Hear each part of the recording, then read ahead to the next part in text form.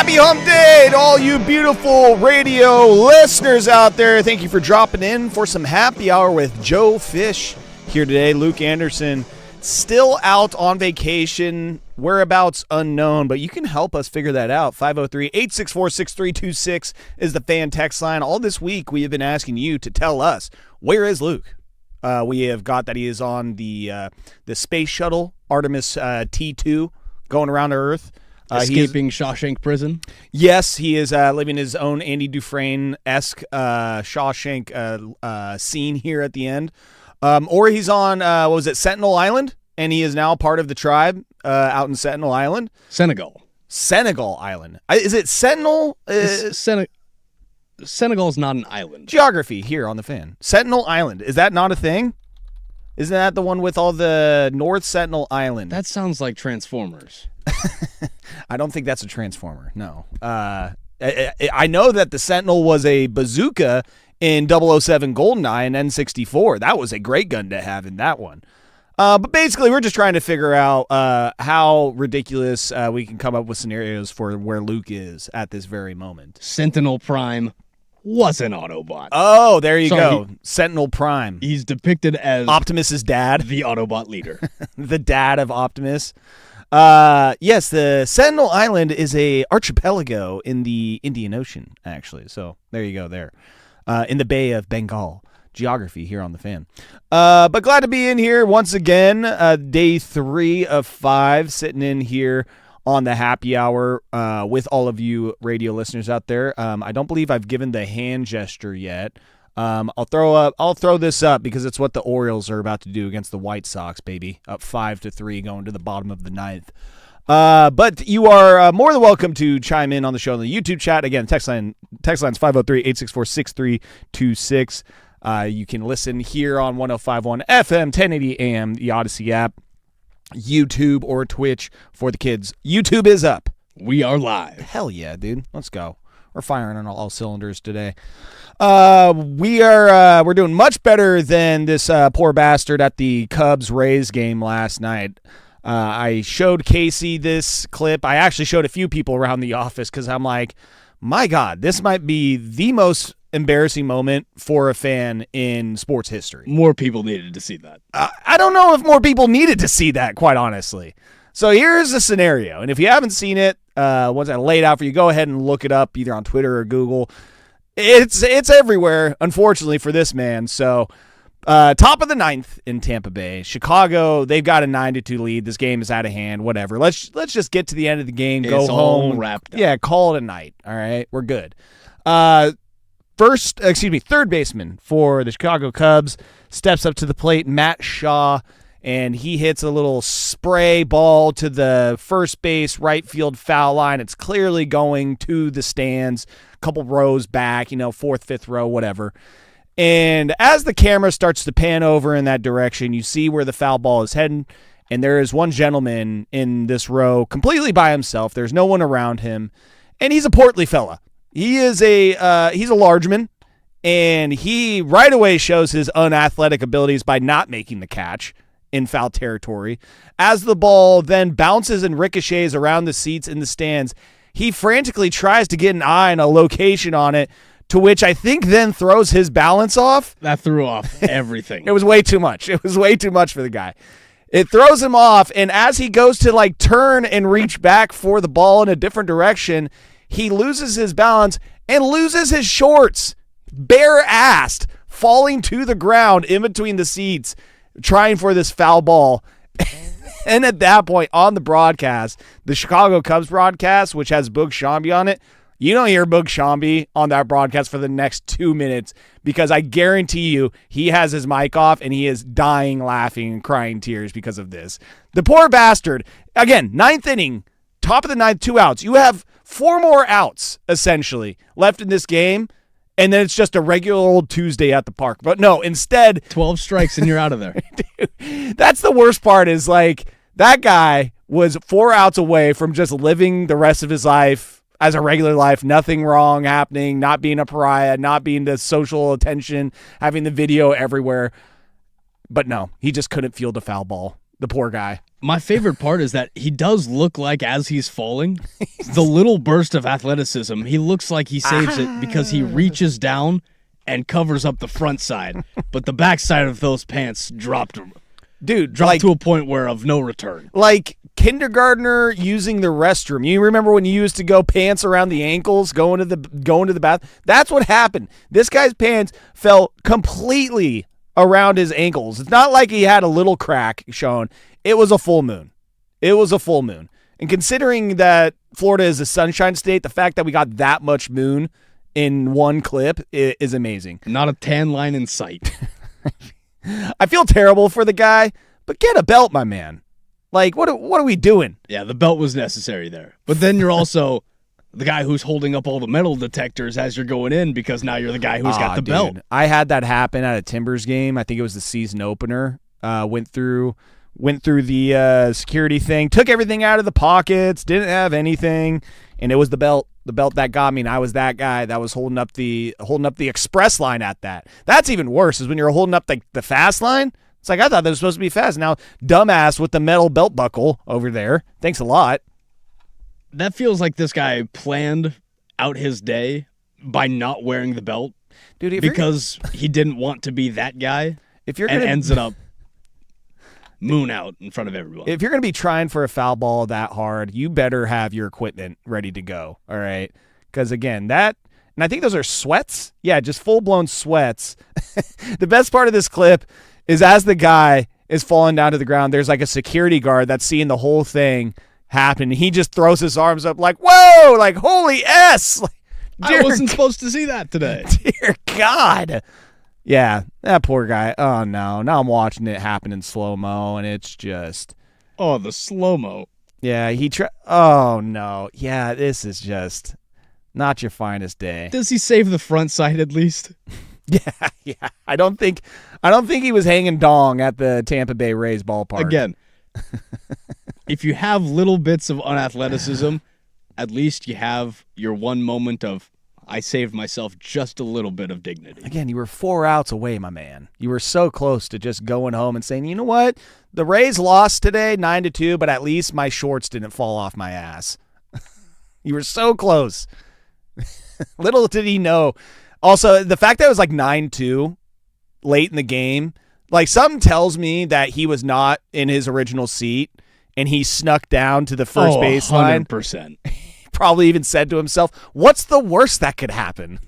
He's sitting in section 300. He's like, guys, I think this is my chance. I think I'm going to go down there, go try and get myself a foul ball. His family, his wife sitting back up there like, you're going to make a fool of yourself. Don't do it. Daryl, just stay here with the kids. I got to go get a souvenir. Daryl, please don't do this. I've got it. I promise. Again, and then that's where he said the famous line, what's going to happen? I go bare ass on television? Come on.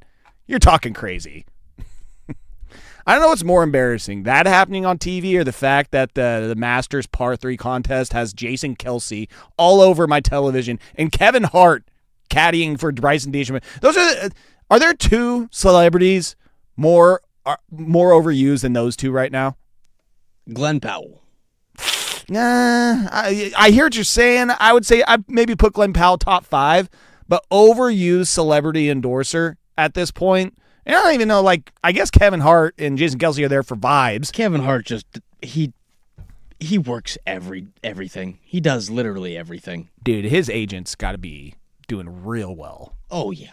Real well. Same with Jason Kelce. I don't know how the hell that guy just, it's just like, I don't get the Jason Kelce phenomenon. I feel like ESPN just signed him to a contract, immediately regretted it, and they're like, well, I don't know, let's just run this thing out while we can. Let's throw him on this, throw him on there. He is a center from football. He's not a golfer. I've seen him on baseball stuff. I've seen him on, it's like, why? All of the offensive linemen, former, current analysts, all of them don't have personality. I think the one that has the most personality other than Kelce is Andrew Whitworth or Joe Thomas. And are they big personality guys? And I got a beef with Andrew Whitworth, which sounds ridiculous because he's like one of the best guys like ever, apparently. Like one, I'm pretty sure Walter Payton, Man of the Year award winner, has done a bunch of great things for people in LA. I cannot get past the lightweight hoodie with a blazer look. He's too big for it. You know what I'm talking about? Yep. You know, you've seen Andrew Whitworth on It's those like Thursday night he's games. He's wearing like a 42 long, but he's got the same thing I'm wearing underneath it. He's wearing a hoodie with a blazer. And to me, that is just that's not a good look. I feel it's probably one of my worst old man takes, but all of these halftime shows, post-game shows or whatever, I am staunchly like suit, tie, dress shoes, Oxford, whatever. Get Jordans off of the feet. Get a hoodie with a blazer on. I am so old school where I want all my broadcasters to be buttoned up, dialed in from head to toe. And I feel like I'm like Andrew Whitworth. You're better than that. I'm okay with the Pat McAfee, Ryan Fitzpatrick. Well, Fitzpatrick will come out in a Tommy Bahama, the tank top or look. Pat McAfee is just shirtless or has a black T-shirt. I do like the suits though. See, I say all these broadcasters to tighten up as I'm wearing a camo Adidas crew neck sweatshirt. Hey, I'm not on TV. I'm on YouTube, all right? This is perfectly acceptable YouTube attire. If you got me on a broadcast for television, though, I'm probably still wearing this. I need someone in the NFL to become the next Craig Sager. Yeah, that's what I need. Yeah, because what is it? Ken Rosenthal with his whole bow tie thing that he does. I know that he was doing it like every bow tie was for a different cause. And then Ken Rosenthal showed his true colors last year with that video of him staring down that photographer at the end of the Brewer. I believe it was the Brewers playoff game. You remember what I'm talking about? Brewers player gets dunked with water. A little bit of it gets on Ken Rosenthal as he backs away, runs into a photographer, and Ken Rosenthal just gives him a Medusa turning to stone look. And then at that point, I think everybody was out on Ken Rosenthal going forward. But yeah, you're right. I think we do need, maybe we need some nepotism. What's Craig Sager Jr. up to? Is there a Craig Sager Jr.? I don't believe there was one. Can we get is there a woman version of Craig Sager? Like his daughter? Does he have a daughter that we can get to do some like wacky dresses or something like that? I hear you. We need a little bit more whimsy on that. He does have kids. He does have kids. Five children from 2 marriages. Yeah, let's just do what's his nuts on Sunday Night Football? Collinsworth, he got his kid a job. You're telling me that we can't get Craig Sager Jr. a job and get him in wacky suits doing sideline interviews? You know what? If they want to pay me those checks, I'll wear the suits. I'll do it too. Hell yeah, I will. But good to be back on Happy Hour with you, not Sports Saturday. I'm normally hosting Sports Saturday 9 to 11, so if you want to catch me and Rashad then on your Saturday mornings, you can do that. But we got about 40, 42, 43 more minutes left in this program, so let's get to going and talking about the daily storylines that caught our attention on the Daily Buzz. We do that next here at Happy Hour with Joe Fisher sitting in for Luke Anderson on the Fan Sports Network.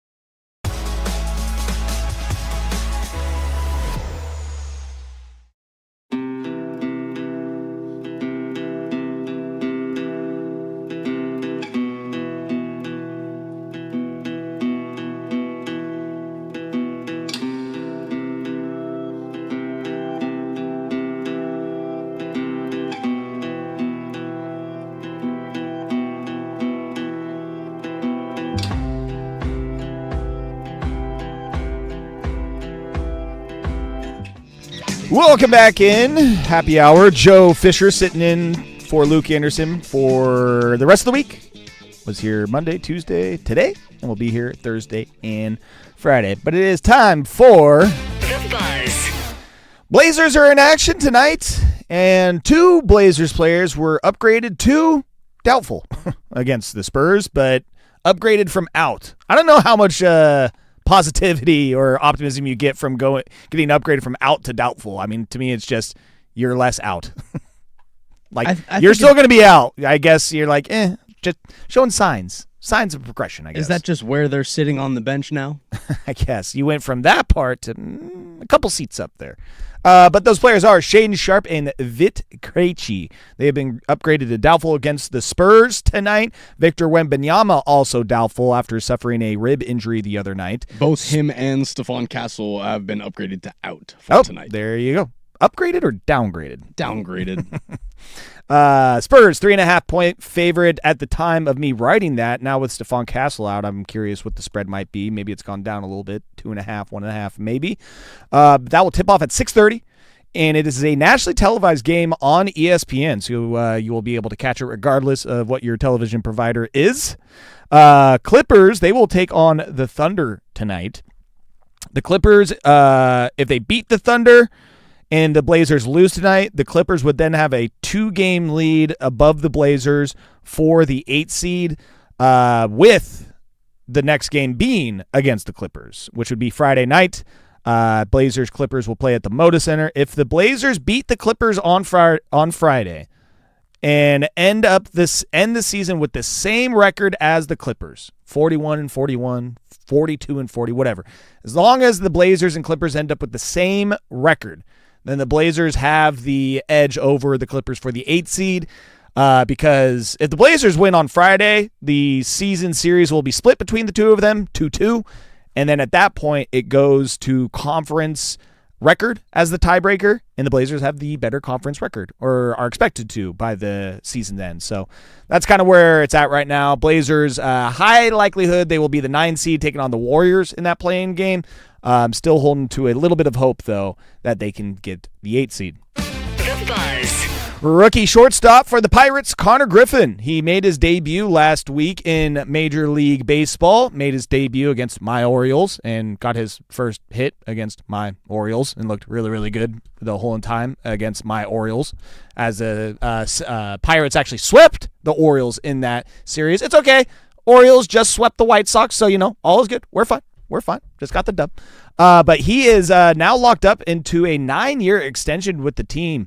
Yeah, that's right. The Pittsburgh Pirates actually paid someone. That should be the real news. They lock up the top prospect in baseball less than a week after his debut and getting his first hit. He is 19 years old, first teenage position player to debut in the MLB since Juan Soto did it in 2018. So the young buck, Connor Griffin for the Pirates. Great debut and already getting paid. Very nice. Very nice. The Buzz. This is definitely more Buzz tabloid-ish, if anything. It is the the news and the rumors and the pictures that have been swirling about head coach of the New England Patriots, Mike Vrabel, and NFL reporter Diana Rossini. They giving each other foot massages? Is that what's going on here? Huh? Power of friendship. Yes, that's what they're trying to claim. Well, it came out, I believe, from it was the New York Post in their page 6. Page 6. Which I believe is their tabloid-ish kind of coverage on things. The article cracks me up because they're like, our page 6 investigators were poolside. Our page 6 spy. Yeah, they spy. Caught them in this moment. They did use the word spy in that article. But they caught Mike Vrabel and Diana Rossini in Sedona, Arizona, which I don't know if you've ever been to Sedona before, Casey. Have you? No? I have. That is about as that's a pretty romantic location. I don't think you go there just as friends. And if you do, you go there just as friends with all your boys because you're partying in Sedona. I don't think there has ever in recorded human history been a man and a woman that went to Sedona just as friends. Like, not the location for it, because they ended up being caught in a pool just hanging out, which is, innocent in itself. But then there's a private bungalow that has a rooftop feature where you can overlook the red rocks of Sedona, the beautiful canyons of Sedona. And it was just them two on this rooftop, dancing, hugging. The images aren't great. Basically, if you're married and you were to show your wife these images of you and another lady on a rooftop, Tough optics. yeah, not the best optics. Well, Vrabel and Rossini are basically saying this is a non-issue. Like, they are not giving any time, thought, anything into this. Diana Rossini's comment was basically saying, like, yeah, this doesn't show the 6 other people that we were hanging out with throughout the day. Vrabel basically said, yeah, this is completely out of context. I ain't spending any time on it. The Athletic, who Rossini reports for, says that there's nothing here and Rossini is a consummate professional, yada, yada, yada. I don't care. This is bad optics, and this is definitely a conflict of interest. And when it comes to just journalism, pure in its purest form, you don't do this as a reporter. Not a great look. No, not at all. But I don't know. They're Rossini and Vrabel. They are steadfast in their claim that there is nothing to see. And I would probably do the same if I've been married to the same person for 20 plus years. They're pulling the Shaggy defense. What's the oh, wasn't me? It wasn't me. It wasn't me. Saw me, caught me on the roof in Sedona. Wasn't me. Wasn't me. Caught me in poolside in Sedona. Wasn't me. Wasn't me. By the way, Sedona is beautiful. It's a great place. You should go. Definitely. But take your girlfriend, because that is what that location is for, right? I'm telling you, those two were not just chilling in Sedona as friends, okay?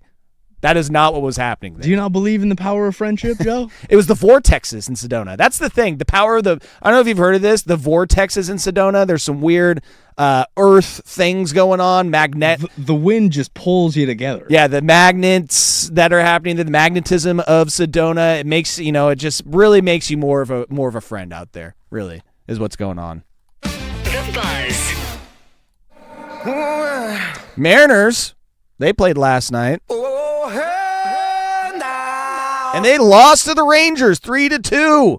I feel like any game where the Mariners lose, any game in baseball that a team loses like 3-1 or 2-1 or 1-0, we just called that getting Marinered, because that is a 3-2 loss. It's the most Mariners loss of all time. The other night, what was didn't they just lose to the Rangers like 2-1 the other day? 2-1. Yeah, most Mariners score ever. They lose 3-2 after a 3-run home run by Kyle Higashioka in the 5th inning that the Rangers ended up holding on to that 3-2 lead. Cal Raleigh, Julio Rodriguez each go 1 for 4. Josh Naylor 0 for 4. So that brings the average for your 2 through 4 hitters for the Seattle Mariners to 136 on the season. 136 on the season, with a total of 19 hits between those 3 players through the first 12 games. Cal Raleigh, he has a whiff rate of 36.1% at pitches in the heart of the plate. In the heart of a plate, whiffing 36% of the time, second highest among qualified hitters this year in the league. So things are just going great. It's going Should they worry? just fine. But Should they worry? Oh, but it's too early to start worrying. I said yesterday I have been emotionally responsible and not overreacting to my Orioles and how they've looked at the start of this season. So I will say the same to Mariners fans. The one thing that should drive you nuts is that Julio's slow starts. He just seemingly gets a pass on it every year. I was saying this yesterday, like, Julio, he's just a slow starter. How about don't be, How about, start fast? I don't know. Crazy concept. Maybe carry over your energy from the World Baseball Classic. I don't know. Just I don't a know. thought. Just a thought. But Mariners, they fall to the Rangers. I don't believe it was a sweep, though, to the Rangers. I know that they lost 2-1. I believe the final game is tonight. Is it tonight? Let's see here. I swear I'm a professional, sports radio professional. Oh, no. They already they played today already and lost 3-0, so they got swept. Yep, clean sweep. Damn, Mariners. 3-0? 3-0 in the final. Dear God. So those stats I gave you about the 1 through 4 hitters, that doesn't even or the 2 through 4 hitters, that doesn't even include what they did today. The Mariners, by the way, have now lost 5 straight and 7 of their last 8. And their 1 through 4 hitters all went over today, other than Rafe Snyder, who walked. See, the thing is they didn't have Brendan Donovan leading off. You get Brendan Donovan leading off, and he's going 3 for 4 with 2 dongs. All right, that was your problem. And yeah, Cal Raleigh, Julio Rodriguez, they didn't even have Josh Naylor out there today, but doesn't Cole matter. Young and Mitch Garver with the only hits for Seattle. It did not matter who was in that 4 spot because Randy Arozarena was today, and he went 0 for 3. So again, things are just going great for the Mariners right now. The Buzz. And lastly, in the NBA, Cade Cunningham expected to make his return Wednesday night for the Detroit Pistons against the Milwaukee Bucks following a collapsed left lung. This was something I did not know about the whole 65-game rule. So if Cunningham plays in the last 3 regular season games, he would fall 1 game short of that 65-game minimum. However, there is language in the collective bargaining agreement called the Extraordinary Circumstances Challenge that would allow Cunningham's situation to be reviewed by independent arbitrator who is jointly selected by the NBA and NBPA. And the language is broad, so Cunningham could have a good chance to qualify for regular season awards even without that 64 or that 65-game minimum. So I feel like I heard Dirt and Sprague talking about it the other day with Wemby about like, are there exceptions to the 60? And I had no idea that there was a rule there that they could both hire an arbitrator to basically review any close instances like that. Because I'm there with you. If Cade Cunningham plays 64 games at the pace that he played this year, or the rate and the stats and what he did getting his, like, all right, that dude definitely deserves regular season award consideration. I don't care if he played 1 less game than the 65. Again, it's not saying that this guy's going to make MVP, but Cade Cunningham making first team All-NBA would be a very important step for him. Yeah, definitely, especially considering this season, everything they've gone through and what he's been put on tape for this year. Making that exception for him, I think, would be well received around league circles. And I thought about the other day, I've been pretty staunch on supporting the 65-game rule, but then I did the simple math of 82 minus 65, and I was like, man, to only miss 17 games and not be able to qualify, I was like, I think I might be starting to scale back on that a little bit more, maybe make it 60. 58 to 60, somewhere in that range, and I'd feel a little bit better about the game minimum rule for regular season awards. So that is the buzz for Wednesday, April 8th, 2026. But now it is time to head over to the George McCoy at Warren Allen Sports Desk and see what we missed. Casey?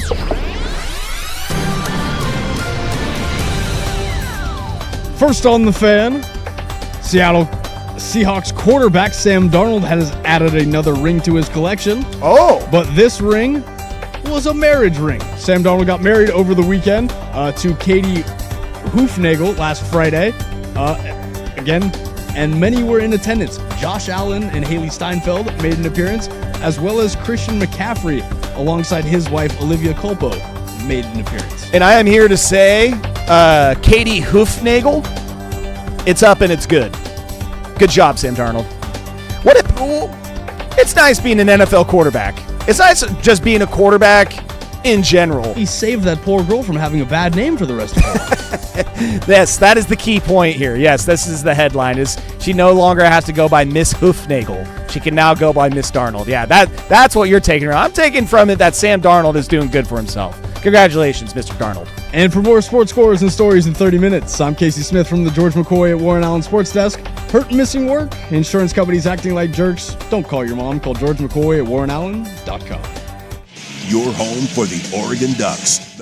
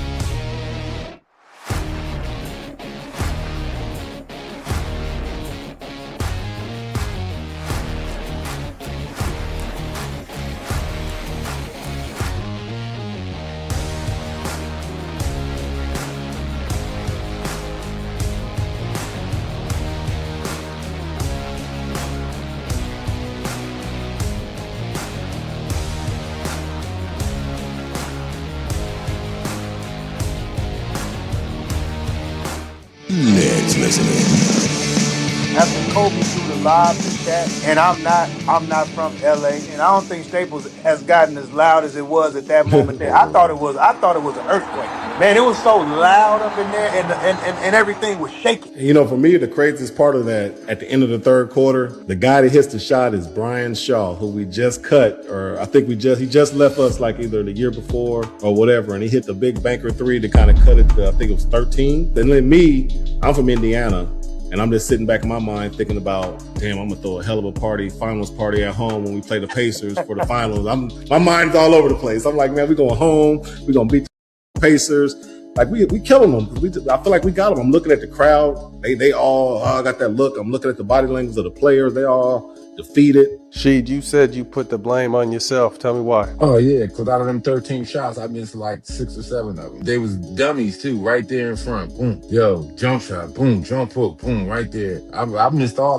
So I put a majority of it on myself. And I also, for me, in my opinion, where I started going downhill was when Bonzi Homie called the timeout after we was telling him not to call the timeout. Who's Bonzi We're Homie? on the floor. He's trying to call a timeout, and we trying to distract the rest, like, no, this and that. Tell him. So, Bonzi Homie, Mike Dunleavy. So, senior. Hey, man, Junior's my guy, but senior. That was Rasheed Wallace, Damon Stoudemire, and Bonzi Wells joining Matt Barnes on the All the Smoke podcast, where they previewed the documentary, the Jailblazers documentary that's coming out about 6 days. I was going to say very soon, like April within a week. 14th is when it comes out. And it's just them chatting it up, but they also just destroyed my city. How so? They had, their experiences in Lake Oswego. And being from Lake Oswego, I'm sad to hear all of the stories because it's a very known thing in LO. Oh, And it's very sad. you're telling me that 3 very rich black men in Lake Oswego weren't too fond of the culture of Lake Oswego? And they made it very known. For the entire hour and a half, I think they just destroyed the city. And that's it was tough to hear a little bit. Yeah, I feel like there's like a nickname for Lake Oswego that I don't think I can say it on air. I don't think we can. Yeah, for how certain race of people feel about that city. Lake Oswego, it's a catch-22 if you're an NBA player. It's like, well, where else am I going to live? I guess West Lynn, but I mean, that's basically Lake Oswego. They're right next to each other. So I don't think there's any winning. I don't know. You could go to, I mean, if you really want to find just the nicest house in North Portland, then knock yourself out. But what's the Piddock Mansion going for nowadays? But again, how is it just to feel that our Blazers don't feel necessarily as respected in their city as they probably should? Hey, man, that was something that was alluded to in the trailer that, where these guys came from, very misunderstood, especially to the very white community that is Portland, Oregon. So I am nervous that this documentary is going to literally be about those 3 guys, though, that we're going to get little blurbs at the end that was like, oh, yeah, Quintal Woods got arrested for dogfighting. We're not going to talk about that. And my worry is that the entire documentary is, oh, Portland's this, Portland's that, Portland's this, Portland's that. Does have me a little nervous, but I will That still scares me a watch. I'm really looking forward to it and hope it turns out well. Like, I ask them a question like this all the time. Hey, do you like chocolate ice cream or vanilla ice cream? Okay, the minute a kid pauses, I don't really want that kid, right? Because you need to have some type of conviction, right, wrong, or indifferent. Okay? So whether you like chocolate or you like vanilla, I don't really care.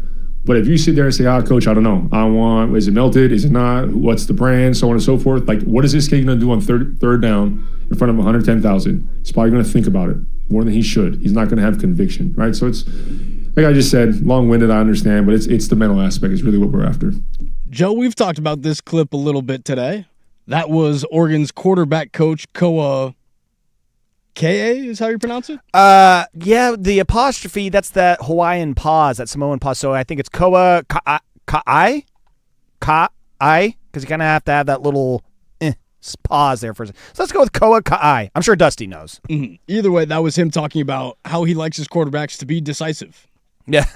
How do we feel about that example? Being decisive by telling them whether they like chocolate or vanilla ice cream in a second. I don't want any hesitation in that decision, okay? I like how he's comparing playing quarterback as if I just went to a froyo. I can be like, do I go with the vanilla bean or do I go with the triple chocolate fudge? This kid will never make it. You're telling me that you're in a recruiting pitch room with, I don't know. I mean, let's just use Dante Moore, for example. A couple years ago, they're talking to him. Dante, man, it looks like you have a good head on your shoulders, good family. Could definitely see you leading this team to some great things. One question for you, though. Vanilla or chocolate ice cream? Gosh, that's a good question, Coach. Yeah, I think we're done here. All right, let's get the hell out of here. I think we've seen all we need. This guy doesn't know what the hell he's talking about. That is... Well, I do have to ask you now, though, Casey. Chocolate or vanilla? Banana. Banana ice cream? Stand on business. Just plain old... Where can you even get banana ice cream? Shout out Prince Pucklers down in Eugene. Prince Pucklers. Banana ice cream. I feel like it's always banana in something. Like sundae ice cream. Like I feel like I've never seen just plain old banana. Solo dolo. Just good old banana. Get you a good old banana in you. Yeah, I'm going... See, this is where I don't think I'm a quarterback then. I'm too decisive. I'm not going chocolate or... I'll go vanilla. If I have the choice of vanilla or chocolate, it's vanilla all day. I'll go there. But as far as favorite ice cream, I think I'm going chocolate chip cookie dough. Chocolate chip cookie dough, and Rocky Road is right on its heels. Rocky Road is goated. That's a great one right there. But yeah, apparently if you can't choose vanilla or chocolate ice cream in a matter of seconds, according to Ducks quarterback coach Koa Ka'ai, you cannot be his quarterback at the University of Oregon football program. Just not acceptable. You got to be quicker on your toes when choosing your favorite ice cream. That is ridiculous. I love my Ducks. All right, I'm an alum. Support them. I can't support that comparison at all. I'm sorry, Koa. And I was trying to achieve something that I would enjoy, but also and ties back to experiences that I've had, but also wanted it to be something that all the other people in that room would enjoy as well. People keep asking me, why didn't you go more Irish? And I say, because I want to enjoy the dinner as well.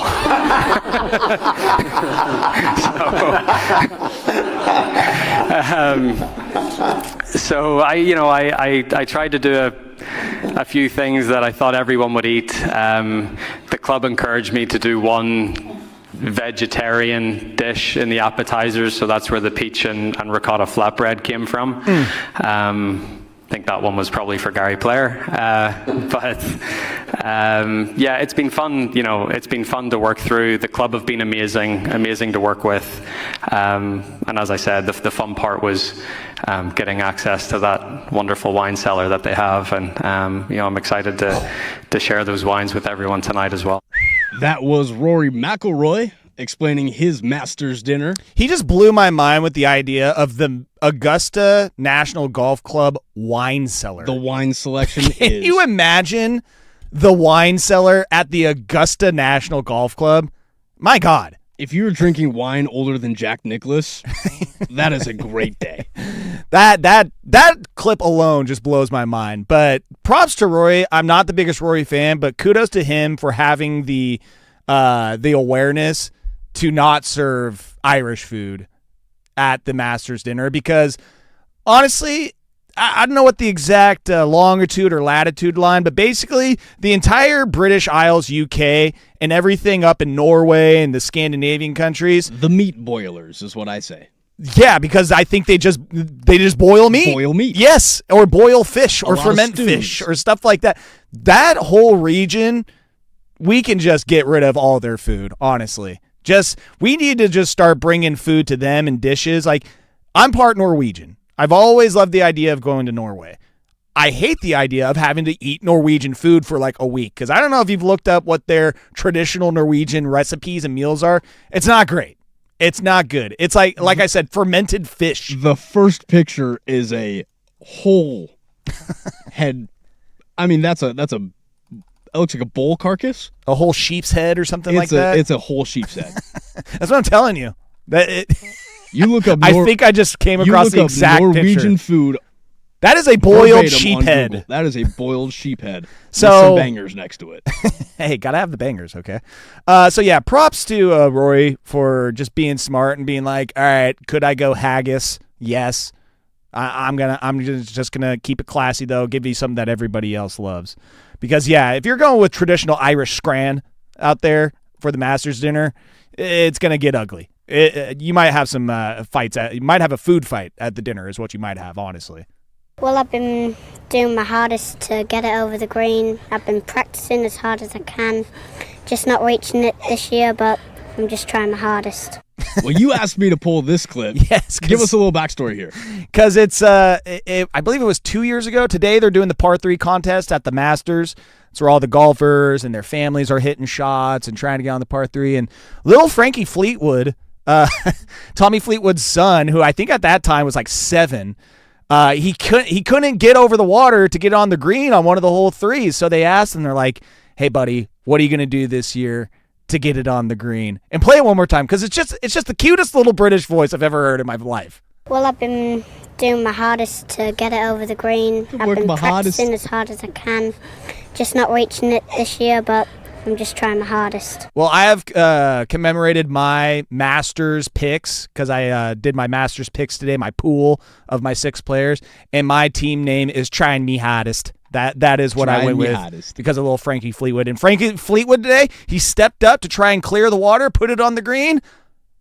He put it in the water. Oh. So he's still not there. He's still not there, little Frankie Fleetwood. Just a few more years, Frankie. I just want the drop. I'm doing me hardest. I'm doing me hardest. It's great. We are just one more day, though, from the Masters and the actual golf course.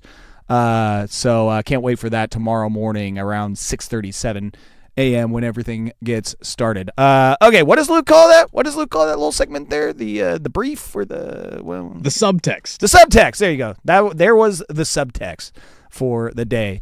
We will take a break and wrap things up here on Happy Hour with Joe Fisher here on the Fan Sports Network. The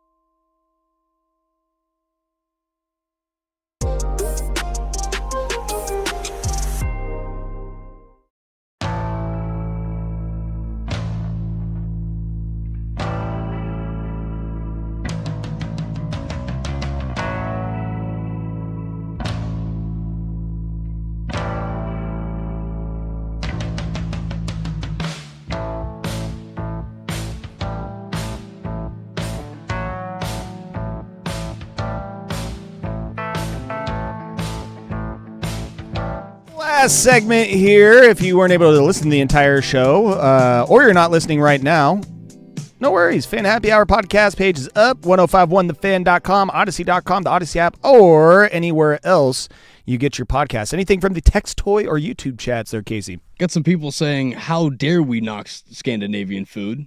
They have liquefied fish. That's it.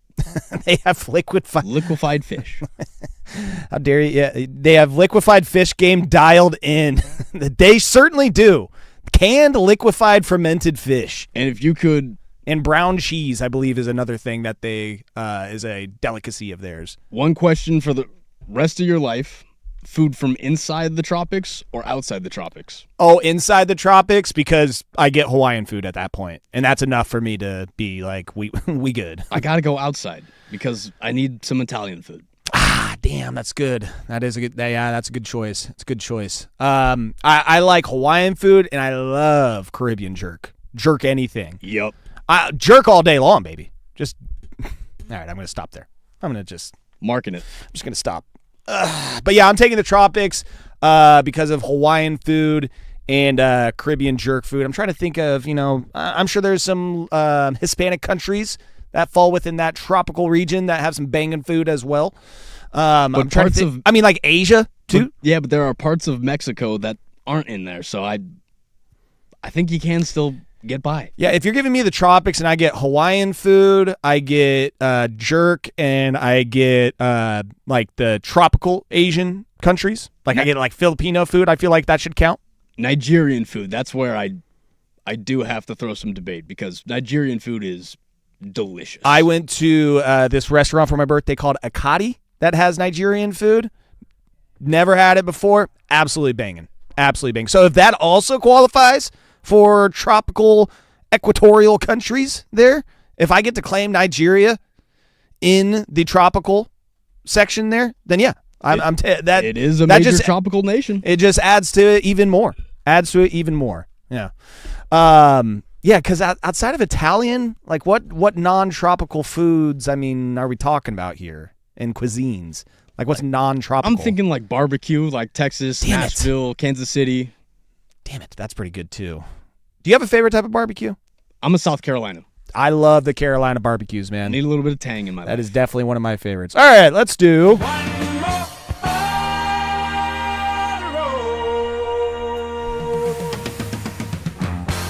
One for the road. I would say just get a good night of sleep tonight because we got Masters tomorrow, baby. It hit me today. Once I made my Masters picks, my 6 picks, and hit the submit button for my team name, trying me hardest, I was in Masters mode. I'm feeling good. We got Scheffler. We got your boy, Justin Rose. My boy, Jake Knapp, smoothest swing in the game. Jacob Bridgman, he's been having a good year. He's my sneaky pick. Alex Noren, my fellow Scandinavian brother up there. Couldn't pick Tiger, though, for some reason. I don't know. I don't know why he wasn't available. I wonder why. That'll do it for us today, though, on the Happy Hour. Appreciate everybody listening. Thank you, Casey Smith. Thank you, all the wonderful listeners out there. And, of course, as always, for some reason, thank you, Isaac Ropp. We're all done for now. Bye-bye. You must always face the curtain.